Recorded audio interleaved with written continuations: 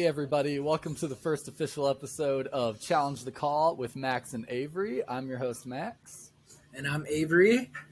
And this is going to be a podcast mostly about football, professional football for the most part, really following the Chicago Bears. We're also going to talk a little bit of college football, our team of focus being the Iowa Hawkeyes, as we're both Iowa boys. And when football's not going on, we'll talk about some other sports just as they come up and give you a little off-season news and stuff as well. So for a little bit of an introduction of our hosts, my name is Max. I am from Iowa originally. I've been living in Colorado for the past couple years, going to school, working on my master's. And I'm actually just about to move back home and start coaching football at a small D3 school myself. Avery, tell them about yourself. So I'm Avery. I'm from the same hometown as Max in Iowa. We grew up together. My story's a little different. I joined the military when I was 20 and just got out last December. And I'm going to school here in Omaha, Nebraska. And yeah, that's my life. Diehard Bears fan. So we're going to kick things off with a segment that we call Bear Central. It's our segment to just talk about the Chicago Bears and give you all the updates there. So first things first, we're going to talk about the new coaching staff. Avery, what are your thoughts about Matt Eberflus? Man, I like Matt Eberflus coming into Chicago. At first I was a little skeptical about it. I really enjoyed the intensity that everything I saw him as a defensive coordinator in Indianapolis he did. But what do you think about him?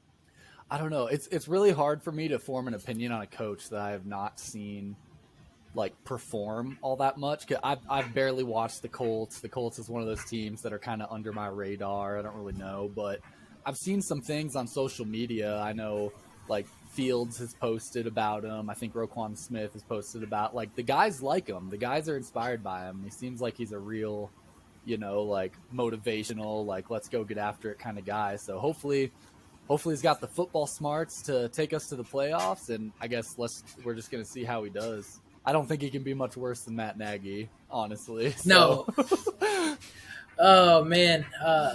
We can get into Matt Nagy later, but how do you feel about the thing I like about him the most is he's led the Indianapolis Colts that really aren't known as a defensive team to a top 5 finish in the last 2 years as a defensive coordinator. For sure. And the Bears being a defensive team, that's a good thing.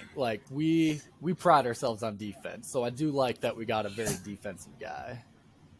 Definitely. How do you feel about Nagy leaving? I'm so glad Nagy left. I know the rumors last year, Thanksgiving game, and I think there was another time after that, Nagy's going to be gone after this game.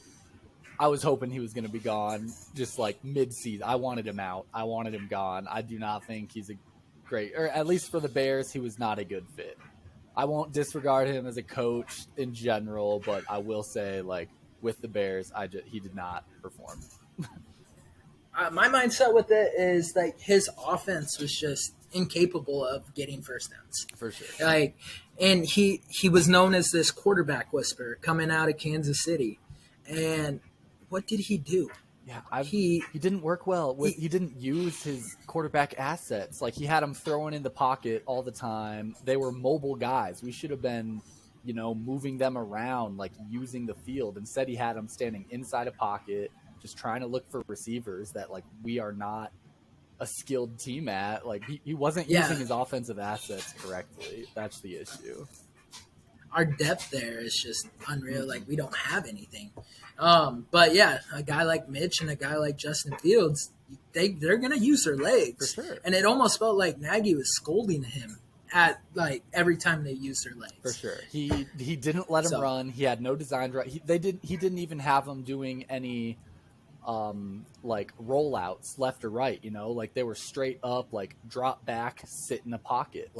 Those are mobile guys. Those are fast guys. They need to get out of the pocket, move around, create space, whatever they need to do, Definitely. But aside from the coaching side of things, what about the new GM, Ryan Poles? What are your thoughts on him? Man.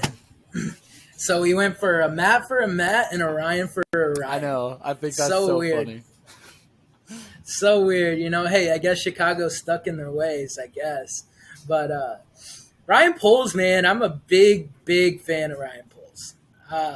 He was the head of director of scouting in Kansas City, and he scouted guys like Tyreek Hill, Clyde Edwards-Helaire, Patty Mahomes. He scouted these guys, and like with him doing that, like I just think he's gonna find some diamonds in the rough, and we'll talk about that later with our draft segment. For sure. But I think he'll find a lot of diamonds in the rough, and I think Ryan Poles will be very successful in Chicago. For sure. I think he could do some good for us, especially like you said, finding all those players for the Chiefs. Like they have been such a stacked team, and if you think of it as like Poles created that, hopefully he can create the same thing for us. I know some of the movement we've seen out of him in the off season, just different trades we've made and like people we've signed, which we'll get more into next episode. Like I think he's gonna set us up pretty well. I think we'll be all right with him. Yeah, and then with the exit of Ryan Pace, man, he's here for 7 years. We made it to the playoffs once. When you've been a GM for 7 years and you've made the playoffs one time, or I guess twice, because we made it that 8-8 year in 2020, COVID year. But man, that's not enough production for NFL and GM. Like, I won't put that too much on the GM, like GM coaching staff back and forth, like playoff wise, but even just like breakout player wise, like how many true golden like breakout players have we really had? Like that Pace has like gotten on our team. Like he could have set us up a lot better, I feel, with some, like good talent. The only two that come to mind right off the bat is Roquan Smith and Eddie Jackson. For sure.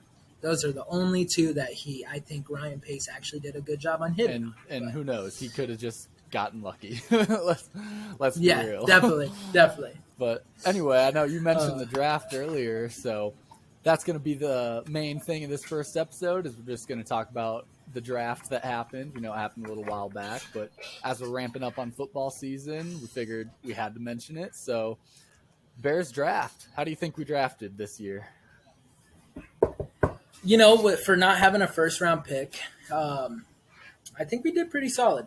I think, we surprised everybody going defense our first two back-to-back picks. That definitely shook me a little bit because I know we do pride ourselves on being a defensive team, but I also thought our defense was fairly good or like decent, like our offense is what needs work. So when I saw taking two defensive backs, like the first two picks, I was like, what are we doing? Right, yeah. But, man, have you seen Kyler Gordon play his highlights? I've not. He's a dog. He reminds me of Kyle Fuller that we let go a couple of years ago. I think he's got that potential. So,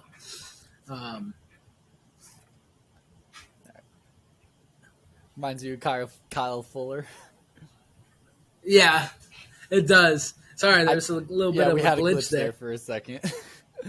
No, yeah, I haven't seen either of the defensive guys playing, but the highlights I did watch, our third pick, Velus Jones, I saw his highlights and looked at his 40-yard dash time and some other stuff like that, and I think he's going to be a good addition to the team.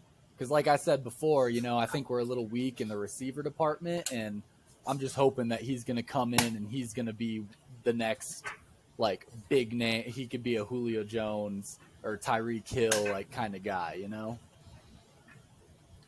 Yeah, there's a lot of skill set with Velus Jones that I like too. He didn't produce as much in Tennessee as he could have as other receivers. And, when we first drafted him, there was a couple of good receivers still on the board, and I was a little skeptical. But he's a burner, man. He's a burner. And if he can control, catching, because he dropped a lot of balls at Tennessee. But if he can catch, start practicing and actually be able to hold those on in the NFL, I see a little bit of Jamar Chase. Sure. And with being a burner, so is Darnell Mooney a little bit, So we got two guys that are going to come out there and just get down the field and meet. They can't do a Kansas City double cover Tyreek, if we're going to have it coming on both sides. Well, not even two guys, three guys because of Byron Pringle. Byron Pringle signing in. He's a burner too. So are we just creating like the Olympic sprint team or something in Chicago, or what's going on? Maybe that's Pohl's solution to our weak wide receiver core. He's like, let's just get receivers that can get down the field in a second. Well, and then if you think about that, that's what he did in Kansas City. That's true. That's true, because once again, you had Pringle there, you got Tyreek Hill, like, yeah, McCole Hardman, burners. So, I mean, hey, if it worked out well for them, maybe we can deal with it too. Maybe we'll get some of that Kansas City magic. I hope so. Who else did we take? It looks like we took a decent amount of linemen too. 4 first-round linemen, dude. You know, and what, or not first round, but four drafted linemen. And, you know, what's crazy about that is we need it because our offensive line, you know, it was overhauled this year. James Daniel left. He's in Pittsburgh now. And then, like, a couple other guys have left. And, like, we got so many holes. And, like, I don't know what to do with that, you know, like, I hope one of these guys or 2 of these guys will stick on and they'll become all-pro linemen because, like, Justin Fields needs to be protected. Being a lineman is honestly one. Like, I'm talking about our receiver core not being very strong and whatnot, but like none of that matters at all if we don't have a solid line that can back fields. And like I truly do believe like linemen are like of the utmost important. Like you can't do a game without them. You need real strong linemen, but just I never know until it comes game time. I can't watch like lineman film, you know. I can't tell what I'm looking for. I'm like, okay, I don't know how good they are till they're, you know, like in front of Fields, like who's getting through right now as a unit, not even individually. But yeah, I definitely think we could use the linemen. I know even Pohl's has been signing some other linemen off like other teams / free agency and stuff. So I think Fields is going to have some decent protection this year. Yeah, speaking into this, I know it's not draft related, but Riley Reeve coming out of Iowa, I'm pretty happy about that. But one guy that we did draft, I'm an O-line guy, grew up an O-line guy. I'll just name one prospect that, you know, we did draft. We drafted him in the 6th round, Zachary Thomas out of San Diego State. I saw this guy perform when they played Hawaii last year, and that's what the announcers were talking about the whole time, is Zachary Thomas's skill set. And getting him in the 6th round, that's a steal. So I'm pretty excited. That sounds good to me. That's always how I can tell. That's my one reel when the announcers are sitting there talking about a player. That's my good, like, oh, okay, well, if they're sitting there talking him up, like, all right, like, yeah, he's probably pretty good. But any other like good picks you want to touch on from the draft there? The only other one I see is Trenton Gill, our punter, because, you know, Pat O'Donnell left and joined the other side, Green Bay. We'll touch on that later. But we always need a good punter. So. For sure. Punting is, once again, somewhat similar to linemen. Like it's real important to have a good punter. Because you're not always going to get first at. Not every drive ends in a score. You want it to. It's ideal if it does. But just the reality of football is, you know, every drive's not going to end in a score. If you're backed up a little bit, you need a solid punter that's going to give your defense plenty of room to stop the ball from coming the other way. Hey, sorry about that, guys. You know, I had to take a work-related phone call, but I'm going to toss it over to Max real quick. Sadly, this is not our full-time job, so we do have other things to deal with sometimes when recording. But moving on from the draft, we'll get into our next segment. Let's talk Hawks. Well, we're going to talk some Iowa Hawkeyes. And we're not really moving on from the draft because we're still going to talk about the draft. We're just going to talk about the players that went from Iowa. So, Avery, what do you got? And so, you know, we're just not going to talk about the Iowa Hawkeyes. We're going to talk about all of the Iowa FBS, FCS schools that are in Iowa.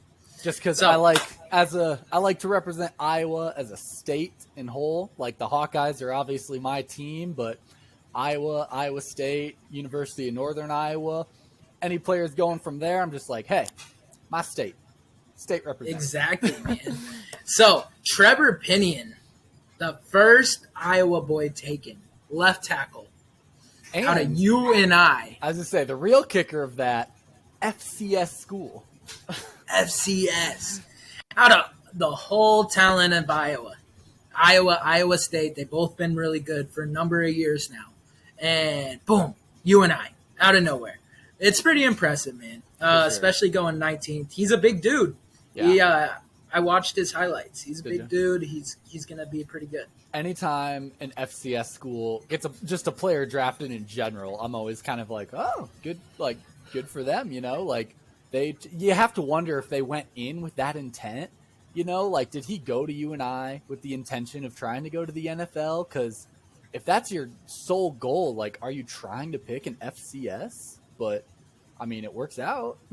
I mean, I wouldn't have, you know, if I was his height, his weight, and I was like getting recruited by UNI, I would think, you know, oh, this is free education. I wouldn't even have aspirations for the NFL. For sure. But sometimes things just fall into place. And, For sure. you know, if you're the best lineman on the field at any given Saturday, it doesn't matter what, like, division you're in, Division I, Division II, FBS, FCS, you're going to get noticed.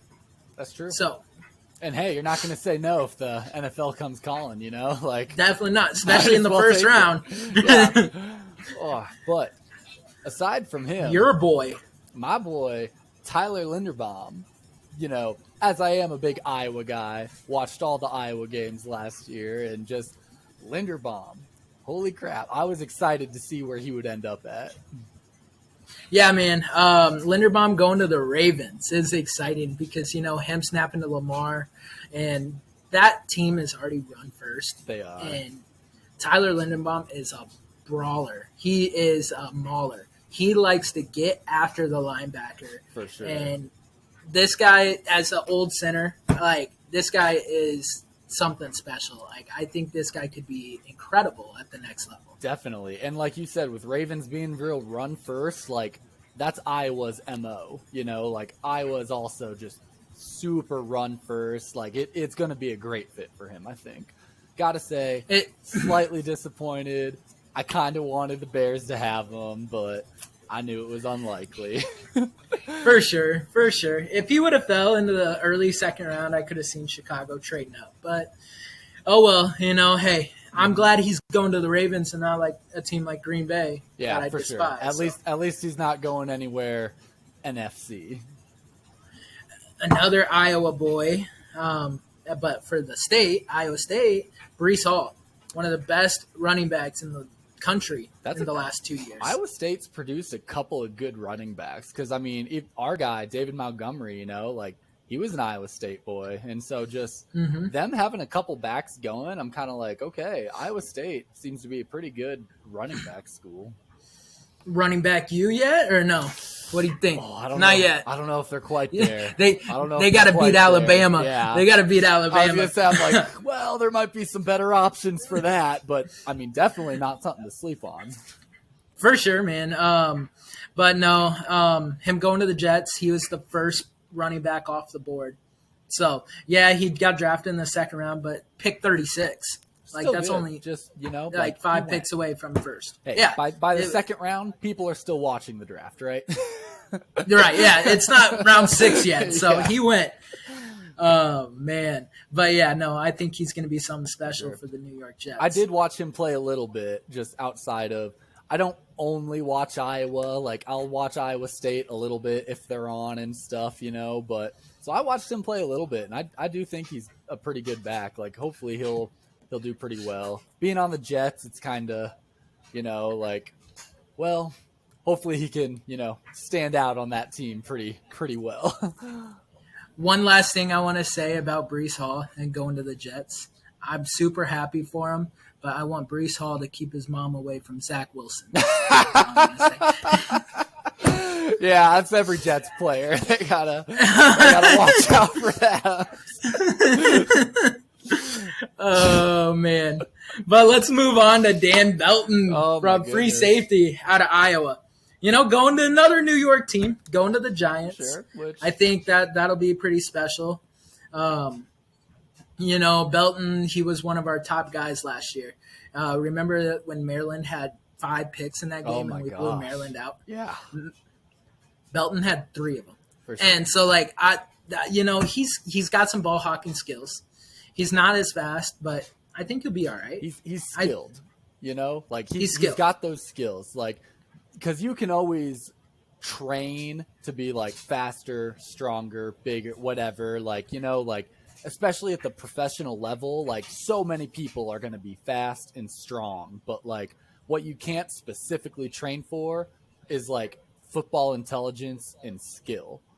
So just being placed right for 3 picks, having the understanding of. I was just rewatching our bowl game against Kentucky, and I saw like a couple of his highlighted plays there, and just the football intelligence, the football IQ is something that you just can't. Huge. You can't teach that. If he didn't have that football IQ, I don't see him going draft for this year. But because of his skill set. But he's smart. He's good. He's very smart. I want to talk about Charles Kohler coming out of Iowa State. He's going to the Ravens also. And I think he was one of their best tight ends for Iowa State. I'm not a big Iowa State fan, but I can admit when, they have a good player. For sure. And I think he'll just pair up well with Mark Andrews over there. For sure. You think there's going to be any beef between him and Linderbaum? I don't know. Probably. They're going to be lined up pretty damn close to each other. You think there's just going to be a little bit of tension, or do you think they're like, college is whatever, like? I feel like Linderbaum will be like, we beat you all 4 years, and then. Well, I'm sure Linderbaum is definitely like proud to be at his school because getting into a little bit of a side topic, like he played in the bowl game. A lot of guys, when they know they're going, especially first round, like he was, like they sit out the bowl game, and just because they don't want to get hurt and everything, like it's understandable. But as an Iowa fan, sometimes I'm kind of like, come on, guys, like what, like Iowa though, one more game, like win the bowl, like help us out. Yeah. And a side note to that, man, that Kentucky bowl game was heartbreaking. The Kentucky bowl game was super heartbreaking. We had that game. We did. And I just rewatched it a few days ago. Like it was on the Big Ten channel. I wasn't doing anything else. I was like, let me give this a rewatch. But I understand the fear though, because Linderbaum did go down in that game.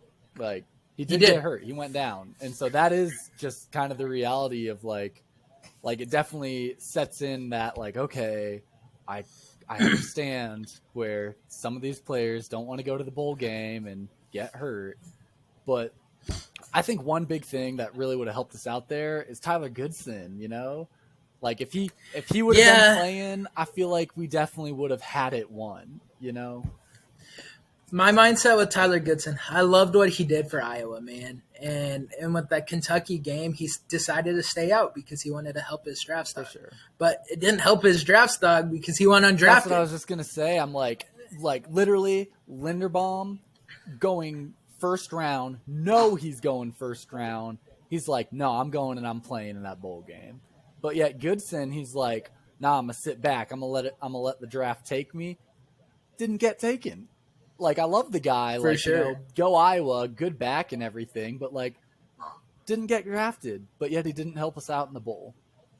But yeah, and he's going to Green Bay. Saying that, like, he may have not gone drafted, but he did walk on with Green Bay and stuff. So he is going to play. We'll see if he NFL, makes it. But before the enemy. They got a lot of running backs over in Green Bay, so I'm really hoping he sticks with them. Sure. But I don't know if he'll make it out of training camp. Believe it for or sure. not. Well, I mean, you look at Green Bay and you got Aaron Jones in there, and you got AJ Dillon. Like that's easily RB1, RB2. I don't know where else they go after that third string, but Goodson just walking on with like those two ahead of him. That's going to be a tough break. That's a that's a gauntlet right there. It's gonna be something that he's gonna have to try to overcome. Definitely. But let's talk about Mr. Irrelevant in the NFL draft. Last pick of the NFL draft, Brock Purdy. At Iowa State, man. He's going to the 49ers. I think, with Jimmy G there and Trey Lance. Honestly, from what I've heard out of San Francisco training camp, Trey Lance isn't playing great. Really? And there's like that 3% chance Brock Purdy gets some playing time. But I think he'll be a solid backup. I think he could be a CJ Beathard. I hate to compare Iowa State boys, but they remind me a lot alike. I mean, they really when you're comparing Iowa State at the quarterback level, I really do hate to say it, but especially the last couple years with Purdy being there and everything, like Iowa State did have the stronger quarterback power, Yeah, and it just shows because Purdy was drafted, even if it was the last pick of the draft. He got drafted. Taken. He still went. And I mean, it's probably just because his senior year, I don't think he balled out as much. Like his junior year, though, his junior year is when he started getting looks. Like he balled out that year at Iowa. He was an all Big 12. Yeah, he was an all Big 12, and I think he was third team All American. So I think if that would have been his final year, I think he probably would have been drafted a little sooner. So a lot of people that experts, I don't know how expert they are, but a lot of people talk about Brock Purdy. If he came out last year, he probably would have went in the second to third round. So staying for the senior year, it just kind of really hurt. And he did throw a lot of interceptions this year. I remember against Iowa, he got benched. I don't know if you remember that in the fourth quarter. Actually. Yeah, he got benched against Iowa this year. So, I mean, hey, but he's still taken. Sure. He's still Iowa boy. And I will say, like, I'm not necessarily advocating for him leaving his junior season. I mean, it's like I was saying with Iowa, like, play your bowl game. Come on, it's one last game. Same principle, like, you got one more year at that school, like, finish out that year. I'm just saying, like, if that year happened to have been his last year, then for sure, like, where would he have gone? But like, I do respect the decision to, play your senior year, like take, like, you got 1 year left in college, like take it, For sure. Yeah. I think that kind of wraps up, Let's Talk Hawks with our Iowa guys. So just to give you guys a little bit more of a breakdown of what this will typically look like from a week-to-week standpoint. Now would probably be about the time we would start doing some game time picks. So we'll make our decisions on who we think's going to win for every Monday night, Thursday night, and Sunday night football game, as well as the Bears and probably Iowa, obviously. And that's about all I got. Anything else you got to say, Avery? I just got to say two words. Hold up. Bear down.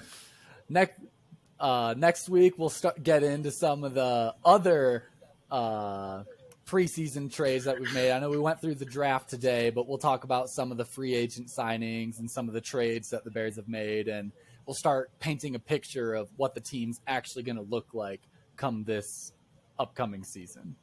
All right, Avery, sign us off. Bear down.